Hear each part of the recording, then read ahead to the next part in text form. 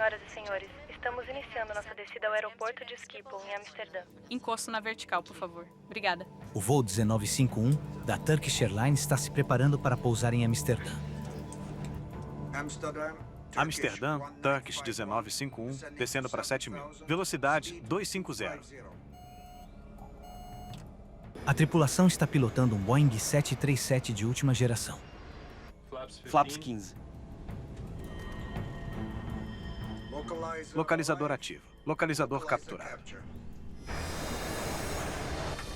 Nos momentos finais do voo, a aterrissagem se transforma em uma catástrofe.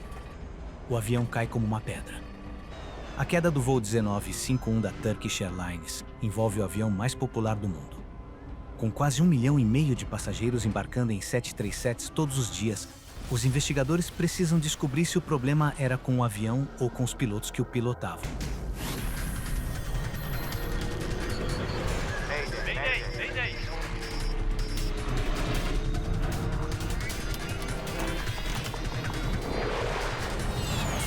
Mayday, desastre aéreo. Esta é uma história real, baseada em relatórios oficiais e relatos de testemunhas. Quem está no controle? Na manhã de 25 de fevereiro de 2009, o voo 1951 da Turkish Airlines se torna o primeiro avião a cair no aeroporto Schiphol de Amsterdã em mais de 10 anos. Ele bateu no chão com muita força e fez um barulho tremendo.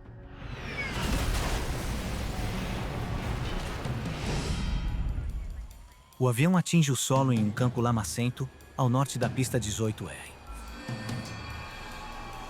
Como o acidente ocorreu perto do aeroporto, as equipes de resgate chegaram rapidamente. A maioria dos passageiros sobreviveu, mas muitos estão gravemente feridos. Os sobreviventes são levados diretamente aos hospitais locais. Imagens do acidente de Amsterdã se espalharam rapidamente pelo mundo. Este é o terceiro acidente de um jato de passageiros nas últimas 6 semanas. A natureza repentina desse acidente aumenta o mistério. Não demorou muito para que o Conselho de Segurança holandês chegasse ao local. Eles investigarão esse acidente, mas não estarão sozinhos. Por se tratar de uma aeronave americana, o Conselho Nacional de Segurança nos Transportes dos Estados Unidos enviou a Amsterdã Joseph Sedor, um de seus investigadores mais experientes. Quando uma aeronave não registrada nos Estados Unidos sofre um acidente no exterior, como neste caso, os Estados Unidos atuam como o estado de fabricação e de projeto da aeronave e também dos motores. Ele se partiu em 3 peças grandes, motores à frente do local principal dos destroços. A aeronave do voo 1951 estava entre as mais avançadas do mundo. A série Boeing 737-800. Ele foi projetado para percorrer rotas mais longas em altitudes mais elevadas. A nova geração do 737 ainda é o melhor avião que a Boeing já construiu. Desenvolvemos uma aeronave com asas aprimoradas, aparelhos mais avançados e sistemas simplificados que exigem menos manutenção. Os investigadores sabem que este não é um avião qualquer. O 737 é o jato comercial mais vendido do mundo. Descobrir por que se caiu é fundamental.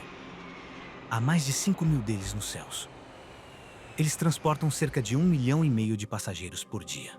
Os investigadores devem determinar rapidamente se há uma falha no avião que possa causar outro acidente. O que eles sabem até agora é que o voo 1951 estava viajando de Istambul, Turquia, para Amsterdã. Havia 128 passageiros a bordo do voo matinal, incluindo 4 engenheiros da Boeing. Senhoras e senhores, estamos iniciando nossa descida para o aeroporto de Schiphol, em Amsterdã. Por favor, coloquem os encostos dos assentos na posição vertical. Não houve menção a bordo de qualquer tipo de problema na cabine. O acidente matou 9 pessoas, incluindo 3 membros da equipe da Boeing e os pilotos na cabine. Faça algumas imagens aéreas do local. Existem semelhanças assustadoras com outro acidente recente envolvendo uma aeronave da Boeing. Voo 38 da British Airways. Quase um ano antes disso, houve um pouso curto de um 777 em Heathrow que teve o motor duplo apagado. Nesse acidente, um Boeing 777 caiu no chão perto da pista. Os pilotos da British Airways relataram que os dois motores pararam de fornecer potência pouco antes do pouso. No momento do acidente da Turkish Airways, a causa desse acidente ainda não foi encontrada. Como nesse caso, os investigadores têm muitas pistas com as quais trabalhar. O avião e seus motores estão praticamente intactos. O gravador de dados de voo e o gravador de voz da cabine estão em boas condições. Também há muitos sobreviventes para descrever o que aconteceu. De acordo com os passageiros, o pouso tinha sido rotineiro, mas de repente o avião simplesmente caiu do céu e caiu no chão.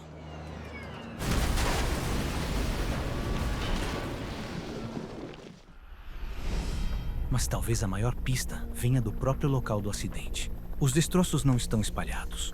Isso diz aos investigadores que o avião não poderia estar avançando em alta velocidade quando atingiu o solo. Pela forma do impacto, tudo indicava um acidente durante a fase de pouso, com algum controle ainda sendo mantido. O padrão dos detritos e os relatórios dos passageiros apontam os investigadores para um suspeito imediato: os motores. Inicialmente, a falha nos motores teve grande peso na minha linha de investigação. Não há evidências de incêndio na fuselagem. Em muitos acidentes, o combustível nos tanques do avião se inflama com o impacto. A falta de fogo levanta uma questão óbvia. Os motores pararam de funcionar porque o voo 1951 simplesmente ficou sem gasolina? Uma das primeiras perguntas que me fiz foi se aquele avião tinha combustível. Porque como um 737 literalmente despenca do céu na aproximação para um aeroporto? Mas a localização e o estado dos motores da aeronave sugerem que talvez eles não tenham falhado em voo. Parece que estava funcionando. Ao observarmos inicialmente a posição dos motores, a impressão foi de que eles ainda produziam empuxo no impacto, pois estavam muito à frente dos destroços principais. Era apenas uma conclusão preliminar. Somente o gravador de dados de voo pode dizer aos investigadores quanta potência os motores estavam gerando nos segundos anteriores ao acidente.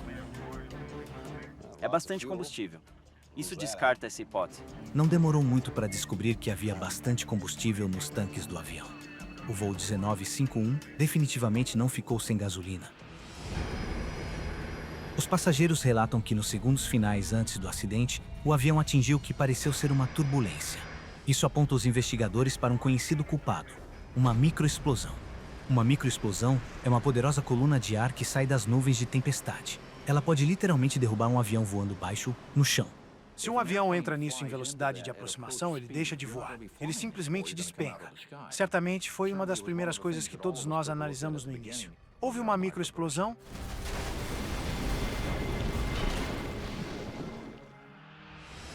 Em 1985, um voo da Delta Airlines passou em uma microexplosão ao pousar no aeroporto Fort Worth de Dallas. O avião atingiu o solo perto da pista. 137 pessoas foram mortas. Os investigadores descobriram que havia nuvens pesadas ao redor do aeroporto no momento do acidente. É bem possível que uma forte rajada de ventos tenha acompanhado. O gravador de dados de voo terá registrado a velocidade do vento fora do avião. Os investigadores precisarão analisar os dados do voo para provar a teoria da microexplosão. Enquanto isso, o resgate levou a uma descoberta incomum. Havia 3 pilotos na cabine, o que é incomum. Esta é uma cabine para 2 tripulantes. Então, por que o terceiro piloto estava lá? Já que nenhum dos 3 pilotos sobreviveu ao acidente, é ainda mais urgente que os investigadores recuperem os dados do gravador de voz da cabine. Ele grava as conversas na cabine. Eles estão com sorte. Devido à forma como a aeronave caiu, a condição dos gravadores estava excelente. O motivo da presença do terceiro piloto logo será esclarecido. Na chegada padrão, visibilidade de 3.500 metros, com queda prevista para 2.500 metros. Para o primeiro oficial Murat Sezer, foi uma espécie de voo de treinamento. Ele era novo na companhia aérea e estava vendo as complexidades de pousar no aeroporto de Amsterdã. Nas cartas Jepsen, usadas por todos os pilotos, há 102 páginas só sobre o aeroporto Schiphol. Ou seja, existem dezenas de procedimentos de aproximação.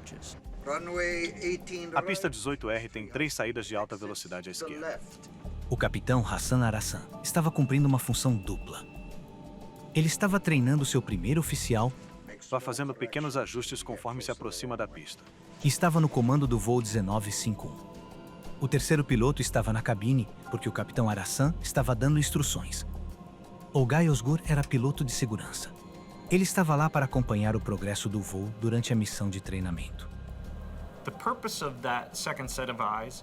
A função desse segundo par de olhos é assegurar que, durante uma fase de treinamento do voo, o comandante e o copiloto não cometam ou deixem passar erros. Temos uma gravação limpa? O gravador de voz revela que os 3 tripulantes começaram os preparativos para o pouso quando ainda estavam acima de 8.500 pés. Amsterdã, Turkish 1951, descendo para 7.000, velocidade 250. Mas o gravador de voz captou um som incomum, um aviso que não faz sentido nesta fase do voo. Um dos investigadores da Boeing era um piloto engenheiro que veio auxiliar na análise dos dados do cockpit. Ele ouvia atentamente para identificar se havia sons incomuns, algo que não seria considerado normal. Velocidade ok para ILS. Certo. Desça para 4.000, ILS pista 18R. O alarme continua soando.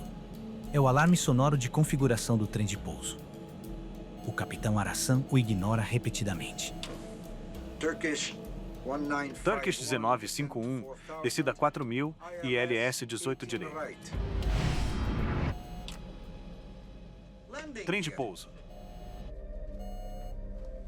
É o alarme do trem de pouso? Eles estão a 8.300 pés. O aviso é uma pista sólida, mas os investigadores ainda não conseguem ver como isso poderia ter causado um acidente. A tripulação do voo 1951 da Turkish Airlines recebeu avisos para estender seu trem de pouso enquanto ainda estava a uma alta altitude. Na primeira audição, ouvimos o alarme do trem de pouso soar durante a aproximação, quando o trem ainda estava recolhido e a aeronave descia por volta de 10.000 pés. Os investigadores agora recorrem ao gravador de dados de voo para ajudar a resolver alguns dos mistérios que cercam esse voo. A análise da velocidade do vento fora da aeronave está concluída. Está claro, nenhum deles foi grave o suficiente para derrubar o avião. Nenhuma evidência de microexplosão. Mas o gravador de dados de voo fornece algumas informações valiosas sobre a causa do aviso do trem de pouso. Um dos instrumentos que mede a altitude indicava que o avião já estava no solo. Quando analisamos os dados do radioaltímetro no gravador, ele indicava cerca de 8.000 pés, e imediatamente depois caiu para aproximadamente -8. -8 pés indica que a aeronave está no solo, mas, na realidade, ela ainda estava a cerca de 2.000 pés. O Boeing 737 está equipado com 2 altímetros separados. Um mede a pressão do ar para determinar a altura do avião acima do nível do mar. Essa leitura é exibida de forma proeminente na cabine da tela de voo de ambos os pilotos. O avião também está equipado com um radioaltímetro. É composto por 4 antenas.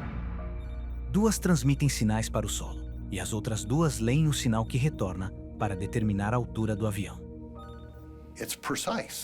É extremamente preciso. Altímetros de pressão podem, às vezes, apresentar imprecisões, mas o altímetro de radar é totalmente preciso quando estão funcionando corretamente.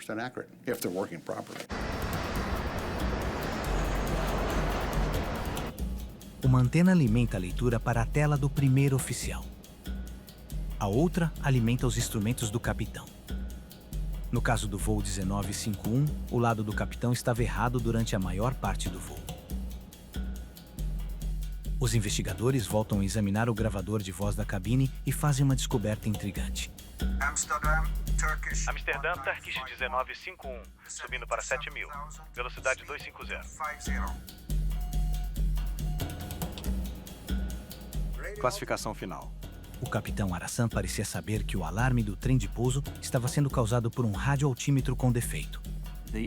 O avião achava que estava muito próximo do solo e que o trem de pouso não estava baixado. O capitão percebeu que o problema, na verdade, era o radioaltímetro, que indicava que a aeronave já deveria estar no chão. E ele conclui: é só o radioaltímetro. Durante a maior parte da aproximação, o radioaltímetro do comandante exibiu uma leitura de -8 pés, acionando o aviso para baixar o trem de pouso. Eles encararam aquilo como algo irrelevante. Turkish 1951. Desça para 2000. 2000, 1951. Os investigadores buscam qualquer outra anomalia. Eles descobrem que, com o voo 1951 ainda a cerca de 17 quilômetros do aeroporto, os controladores instruíram os pilotos a iniciar a curva final para alinhar com a pista. Turkish 1951, curva à esquerda, rumo 210, autorizado para a aproximação da pista 18 direita. Curva à esquerda, rumo 210, autorizado ILS. Turkish 1951. 210 ajustado, senhor. Essa curva coloca o voo 1951 em linha com a pista 18R. Ela é equipada com um sistema de pouso por instrumentos, que envia um sinal delineando o caminho ideal de descida até o pé da pista. O piloto automático segue essa trajetória até que o avião esteja a algumas centenas de pés do solo, e em seguida o piloto assume o controle. Isso torna o pouso quase sem esforço. O ILS é muito fácil de seguir. É como se fosse um videogame. Minha filha já voou em um simulador e conseguiu pousar um 737 usando o ILS. A tripulação começa a configurar a aeronave para o pouso, sem se abalar pelo alarme que dispara repetidamente, provocado pelo mau funcionamento do radioaltímetro. Flaps 15. A 10 quilômetros de distância, o voo 1951 capta o sinal do ILS que guiará o avião até a pista. Localizador ativo.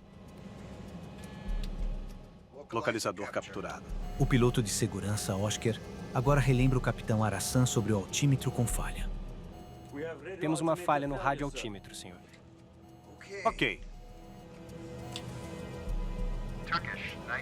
Turkish 1951, pista 18R livre para pousar. Livre para pousar. Obrigado. Os investigadores estão perplexos. A tripulação sabia do mau funcionamento e continuou a aproximação. Como isso causou o acidente? Claramente, houve mais nesse acidente do que um altímetro com defeito. A segurança na aviação é baseada na ideia de que, mesmo com múltiplas falhas, o avião ainda precisa ser capaz de chegar ao destino com segurança. O radioaltímetro é apenas um instrumento. Não existe motivo algum para que a falha de um único instrumento seja, por si só, uma grande preocupação a ponto de levar a um acidente. Os investigadores avaliam se a tripulação recebeu instruções corretas para a aproximação. Eles analisaram as comunicações entre os pilotos e o controlador. Eles revisaram cuidadosamente cada instrução. Turkish 1951, desça para 4.000 pés. Velocidade adequada para ILS pista 18 direita. Turkish 1951, desça para 2.000 pés. Turkish 1951, virar à esquerda rumo 210. Autorizada a aproximação ILS pista 18 direita. Seguindo as instruções do controlador, a tripulação fez a curva final muito perto da pista. Para estarem certos, eles deveriam estar aqui. As normas internacionais determinam que as aeronaves se aproximem do sinal que guia até a pista sempre por baixo. Isso evita que os pilotos tenham de fazer correções bruscas de trajetória no último instante. Para interceptar o sinal ali, eles precisavam descer. O voo 1951 foi instruído a interceptar a rampa de descida já no ponto inicial, porém acima do perfil ideal, uma prática comum em Schiphol para agilizar as aproximações. Como estavam muito próximos, tiveram que capturar a rampa de descida por cima. Embora seja uma situação incomum, é algo que pode ser administrado pela tripulação, desde que seja conduzido corretamente. Aproximar-se da rampa de descida por cima é mais difícil, principalmente porque a tripulação precisa reduzir a velocidade e descer rapidamente para interceptar o sinal. Esse tipo de aproximação também é conhecido como slam dunk. Alguns pilotos gostam, outros não. Ela é um pouco mais difícil, porque tudo acontece muito mais rápido quando se está acima da rampa de descida tentando interceptá-la por cima, e isso representa um desafio para muitos pilotos. A aproximação por cima aumentou a carga de trabalho da tripulação, mas é uma prática padrão no aeroporto de Schiphol. Já voei para Schiphol dezenas de vezes e já esperava por isso. Caso as instruções do controlador tenham de alguma forma sobrecarregado essa equipe, as conversas deles indicariam isso. Eles só estão a 5 km da pista de pouso. 1000. Checado. Flaps 40. Speed brake. Speed brake armado, sinal verde. Uma coisa de cada vez. Trem de pouso. Trem de pouso abaixado, 3 verdes. Flaps. Flaps 40, luz verde.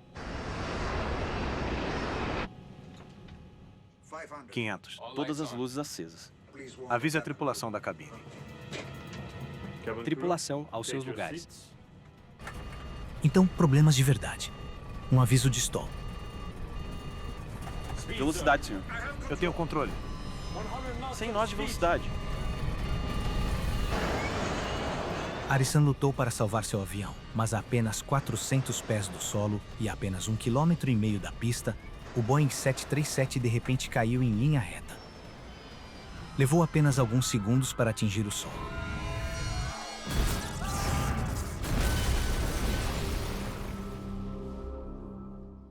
Turkish 1951. A gravação esclarece os últimos minutos do voo. A tripulação estava configurando o avião para o pouso bem depois do que deveria ter sido feito. Flaps. Flaps 40. A maioria das companhias aéreas tem regulamentos que exigem que o voo seja estabilizado e que todos os checklists sejam concluídos quando o avião atingir 1000 pés.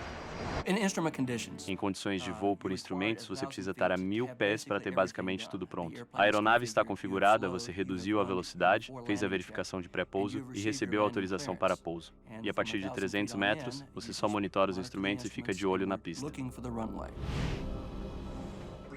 Avise a tripulação da cabine. Na verdade, essa tripulação ainda executava o checklist no exato momento em que a crise começou. Apenas 460 pés do solo. A aproximação não estava estabilizada. Como a aeronave estava instável, a tripulação estava em um ambiente de carga de trabalho muito alta nos últimos 1000 pés de voo. O radioaltímetro estava com defeito. A aeronave estava emitindo avisos. A tripulação foi designada para uma aproximação desafiadora, e eles estavam executando um checklist com atraso. Mas nada disso explica por que o voo 1951 caiu. Nesse tipo de acidente, você nunca pode entrar na cabeça dos pilotos. E esse é um tipo de acidente muito frustrante. Mas o gravador de dados de voo fornece outra pista intrigante. Momentos antes do voo 1951 atingir o solo, os motores do avião estavam em marcha lenta, quase não fornecendo energia. Talvez esse acidente seja uma repetição do incidente de Heathrow. Os motores, foi interessante notar, ficaram em marcha lenta nos últimos 2 minutos do voo até o final, quando o impulso foi aumentado novamente. Isso foi um grande sinal de alerta. A questão é por que foi assim? Mas então eles identificaram algo que é muito diferente do acidente em Heathrow. Redução no flare? Por alguma razão, quando ainda estavam a mais de 1000 pés do chão, o computador do avião começou a se preparar para aterrissar. No modo retard flare, a potência do motor é reduzida à marcha lenta pelo computador de voo. E o nariz do avião se inclina automaticamente para a posição de flare. Os aviões só devem estar nessa configuração pouco antes de tocarem o solo. O piloto automático levanta o nariz para parar a descida. Ele reduz a potência ao mínimo, e o avião toca a pista praticamente sem força nos motores.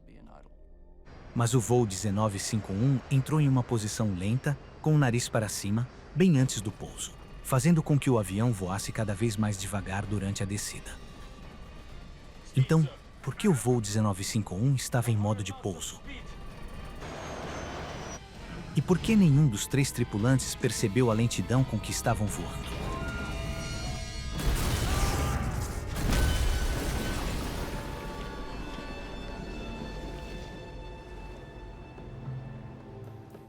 O que mais estava acontecendo quando os motores ficaram em marcha lenta? O problema parece ter começado com o mau funcionamento do altímetro.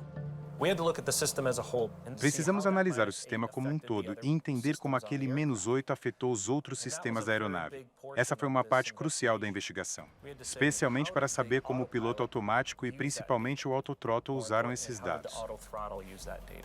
O computador que pilota o avião consiste em dois sistemas principais, o piloto automático e o acelerador automático chamado autothrottle. O autothrottle determina quanta potência deve ser solicitada aos motores, enquanto o piloto automático controla a altitude e a direção do avião.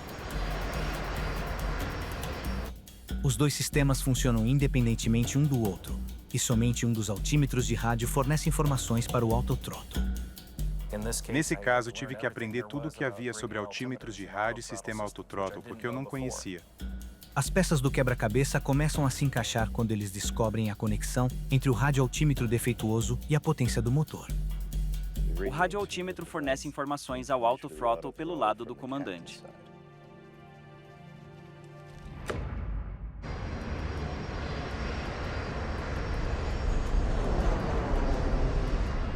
O único altímetro que fornecia informações ao autothrottle era o do capitão, e ele estava errado.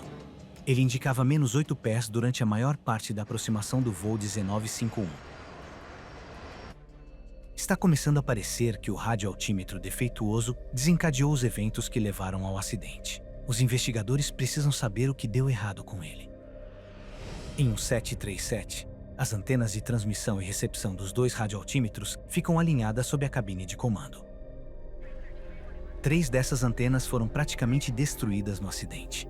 Elas não podem ser testadas, mas uma antena do lado do capitão não foi danificada.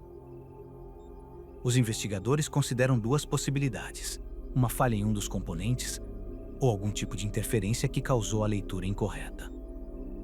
O único componente que sobreviveu ao acidente foi verificado.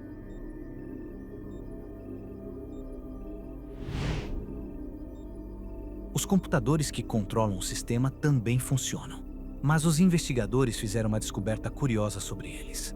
Eles não são os mesmos que foram instalados no avião quando ele foi entregue à Turkish Airlines há 7 anos. Essa descoberta muda o foco da investigação. O histórico de manutenção da aeronave envolvida no acidente foi investigado a fundo.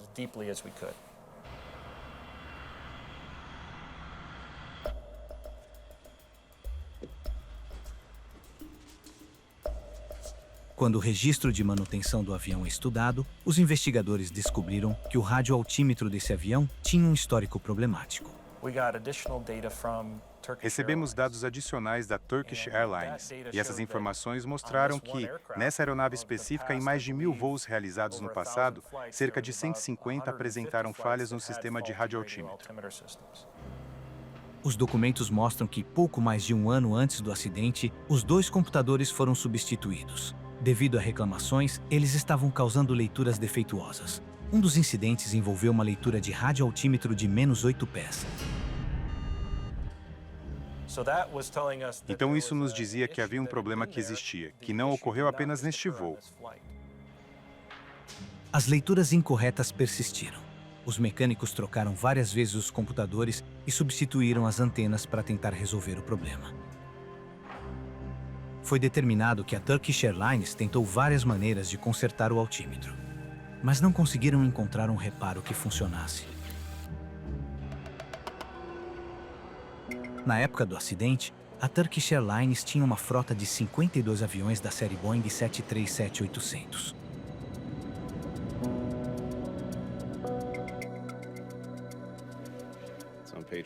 Está na página 93.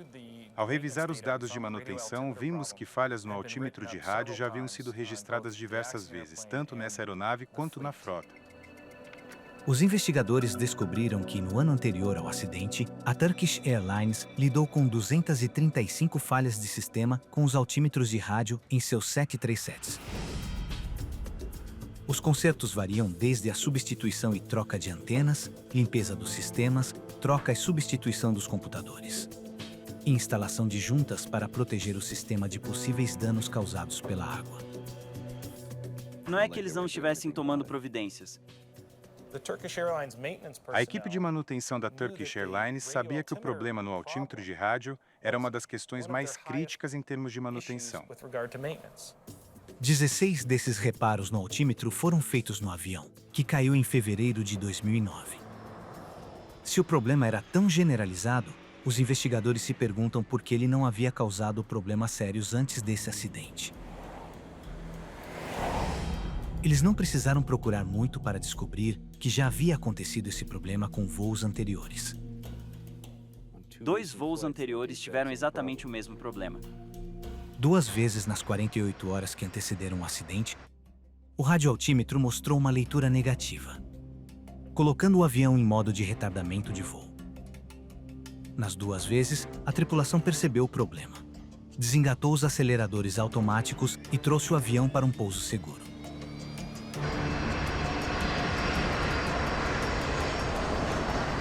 É só desligar o autothrottle e pilotar o avião. Nos meses seguintes ao acidente, outros pilotos contaram histórias parecidas. Na Austrália, na Holanda, no Canadá e na Áustria, pilotos informaram que seus 737 entraram no modo retard flare, quando o altímetro de rádio esquerdo indicou uma leitura incorreta. Todos eles reagiram igual. Desligaram o autothrottle e subiram a potência manualmente. Todos pousaram em segurança. Coisas vão quebrar em um avião, e geralmente você consegue identificar isso e tomar medidas para que não represente uma ameaça na hora do pouso. Em 2008, a Boeing recebeu impressionantes 2.569 relatos de altímetros de rádio defeituosos em seus últimos 737s. Mas pouquíssimos desses casos envolviam a entrada do avião no modo retard flare. Quase não houve relatos. A Boeing também tentou, mas não conseguiu encontrar a causa das falhas. Eles concluíram que o problema do radioaltímetro não era uma ameaça à segurança, pois o 737 emite avisos suficientes para que as tripulações possam intervir e pousar com segurança. De fato, em todos os casos em que o radioaltímetro falhou, as tripulações conseguiram controlar a situação. O voo 1951 da Turkish Airlines parece ser a única exceção. Os investigadores ainda não sabem o motivo. Isso nos deixou curiosos para entender o que aconteceu. Começamos a analisar de perto as ações da tripulação na aproximação final, a menos de 300 metros do solo. Finalmente, enquanto os investigadores revisitam novamente os últimos minutos do voo 1951, as circunstâncias da tragédia tornam-se claras. Os investigadores veem uma sequência notável de eventos que acontecem para derrubar o avião. Então, o que estava acontecendo quando o avião entrou no modo retard flare? Eles descobriram que a aeronave entrou no modo de pouso e reduziu a potência no pior momento possível, exatamente quando a tripulação estava descendo para alcançar a trajetória de aproximação. Isso mascarou o que estava acontecendo. Como a tripulação configurou o avião para descer e encontrar o declive, eles esperavam que o avião diminuísse a velocidade como parte dessa manobra. Mas, na verdade, o avião estava diminuindo a velocidade porque o computador estava no modo de pouso. Por isso, nenhum dos 3 pilotos mencionou que os manetes de potência foram para a posição mínima. Foi sorrateiro. No primeiro engate do modo retard, não causou problemas, pois estavam altos e rápidos, e os manetes de potência já podiam estar na posição mínima de voo enquanto desciam e desaceleravam. O problema começa aqui, a 8.300 pés a 21 quilômetros do aeroporto minutos antes do acidente.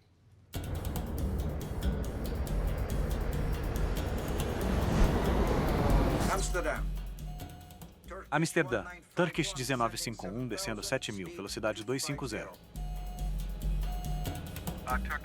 Turkish 1951, desçam para 4.000, velocidade ok para ILS 18R. Radioaltímetro.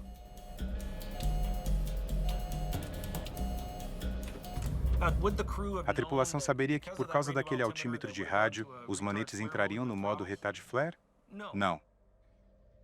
É um problema frequente na companhia, mas os pilotos não viram o risco que isso representava. A aeronave tinha uma falha pequena, que se não fosse percebida, poderia se transformar em algo muito mais sério. Turkish 1951, desça para 2000.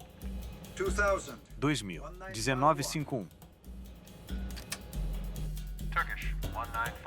Turkish 1951, esquerda rumo 210, autorizado aproximação 18R.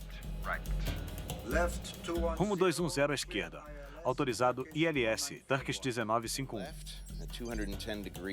Esquerda 210 graus, mantendo 2.000 pés, a 9 quilômetros do aeroporto. Agora precisam interceptar a trajetória de aproximação por cima. A 2.000 pés, com a trajetória de aproximação abaixo, os pilotos reduzem a velocidade durante a descida íngreme. Velocidade 140. Eles acham que os manetes estão sendo reduzidos para a descida até a trajetória de aproximação. Mas o autothrottle está diminuindo a velocidade da aeronave porque entrou no modo de pouso. Ele continuará desacelerando até que o avião entre em stall. O que descobrimos é que enquanto a tripulação realizava o checklist pré-pouso, cada um estava ocupado com alguma tarefa, quando na verdade deveriam estar monitorando a velocidade do avião. Durante os 100 segundos seguintes, ninguém percebeu o que estava acontecendo. Até que era tarde demais. Altitude estabelecida, 1000. Verificado. Flaps 40. Velocidade ajustada.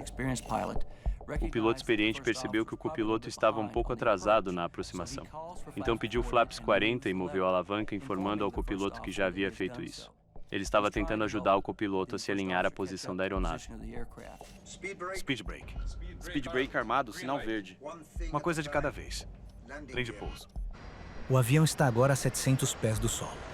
Trem de pouso abaixado, 3 verdes. Flaps. Flaps 40, luz verde. Na pressa de concluir a lista de verificação, nenhum dos 3 tripulantes percebeu os avisos de que a velocidade estava caindo perigosamente. Primeiro, uma barra vermelha apareceu em seu visor de voo. Então, quando a velocidade do avião continuou caindo, um retângulo piscando surgiu em torno da velocidade real para chamar a atenção dos pilotos. Mas nesse ponto ninguém percebeu. Relatório de cabine confirmado. A aeronave está agora a 600 pés do pouso. Quando as cores começam a mudar, é um alerta. Um aviso de que você está se aproximando dos limites da aeronave. Altitude de arremetida ajustada. 500. Então todas essas indicações à frente da tripulação mostravam que a aeronave estava diminuindo a velocidade. Durante esse tempo, eles ainda estavam completando os checklists. Era claro que a aeronave estava se aproximando do solo. Na verdade, está a menos de 500 pés do chão. E logo antes do início do stick shaker, o comandante falou com o piloto de segurança. Avise a tripulação da cabine. Tripulação aos seus lugares. Velocidade, senhor. Eu tenho controle. Ao aumentarem os manetes de potência, já era tarde. A altitude estava baixa demais para os motores reagirem. E é isso. Agora já é tarde demais para salvar esta aeronave.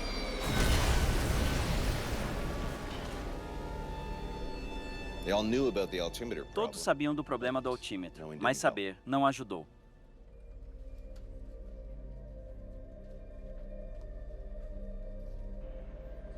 A Boeing também não previu o efeito potencialmente mortal de um altímetro defeituoso. Mas em 25 de fevereiro de 2009, ele desencadeou uma sequência incomum de eventos que derrubou um avião a jato e matou 9 pessoas. O relatório oficial sobre o acidente atribui a culpa a uma convergência de circunstâncias. Nunca há apenas uma causa para um acidente aéreo. Simplesmente não existe. Talvez algum dia Deus derrube um sozinho do céu, mas até lá, nunca existe apenas uma causa. O relatório holandês também aponta que a Boeing poderia ter percebido que o problema com o sistema de radioaltímetro poderia ter tido um impacto sobre a segurança, já que ninguém previu como esse fracasso poderia causar um colapso. O acidente da Turkish Airlines levanta uma grande questão. Os aviões estão se tornando complexos demais?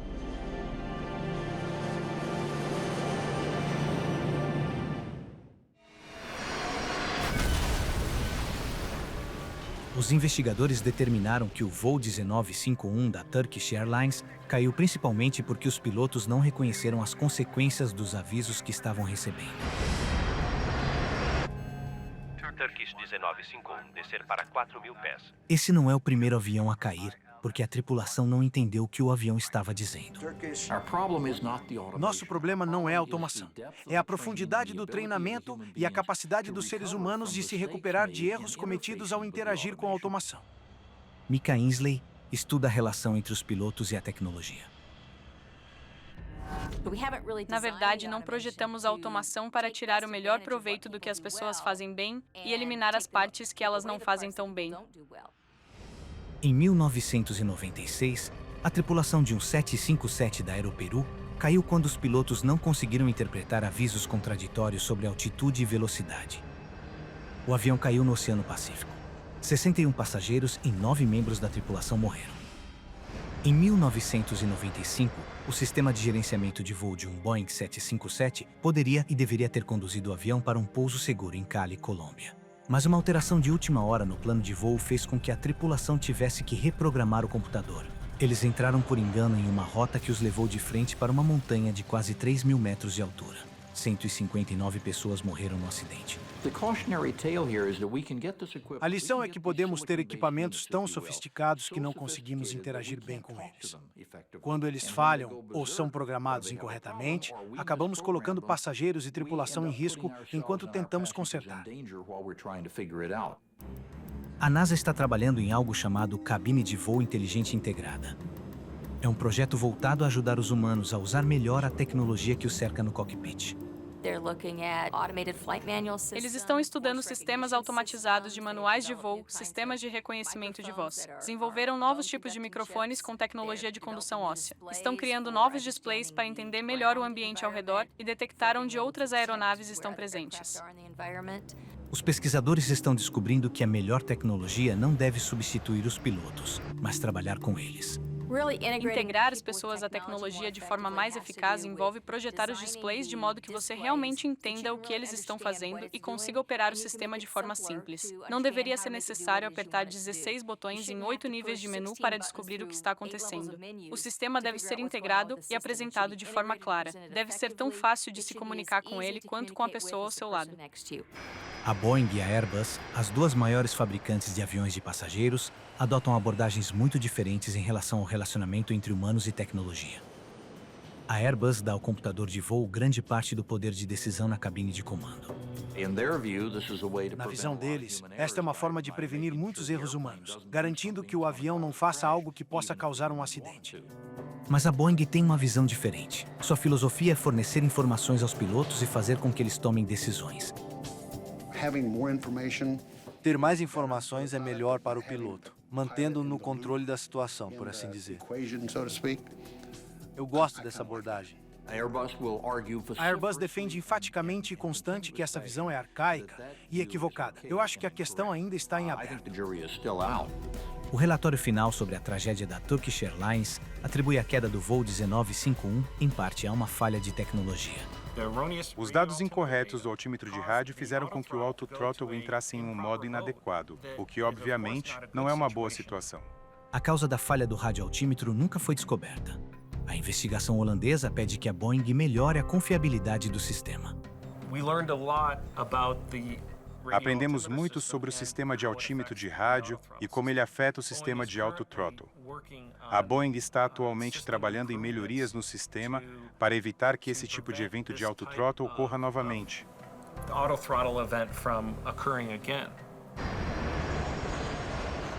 Mas o relatório também critica a tripulação por não ter percebido que a velocidade do avião estava caindo perigosamente, apesar de haver 3 pilotos a bordo.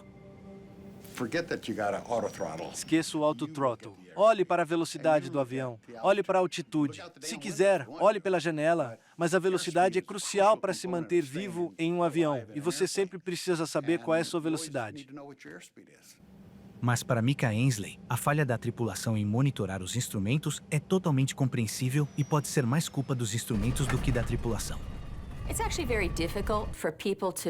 Na verdade, é muito difícil para as pessoas monitorarem a automação. Uma das coisas que não fazemos bem é justamente o monitoramento. Somos bons em tomar decisões imediatas e em criar soluções criativas para problemas, mas tarefas repetitivas de monitoramento não são nosso ponto forte.